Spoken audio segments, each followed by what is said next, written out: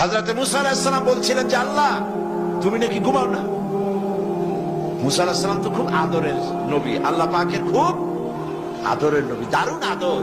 আল্লাহ পাক বলছেন মুসা আমি তোমারে আমার জন্য বানাইছি। সুবহানাল্লাহ। কোরআন শরীফে আছে আল্লাহ পাক বলছেন মুসা আমি তোমারে আমার জন্য বানাইছি।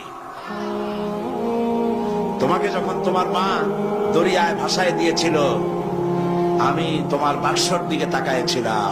সুবহানাল্লাহ। আল্লাহ যদি বলেন আমি তাকাইছিলাম, সুবহানাল্লাহ। তোমারে আমার জন্য বানাইছি। সুতরাং হযরত মুসা আলাইহিস সালাম তিনি বলছেন আল্লাহ পাক খুব আদরের নবী, তো আল্লাহ তুমি নাকি ঘুমাও না। আল্লাহ কয় তুমি বিশ্বাস করো না।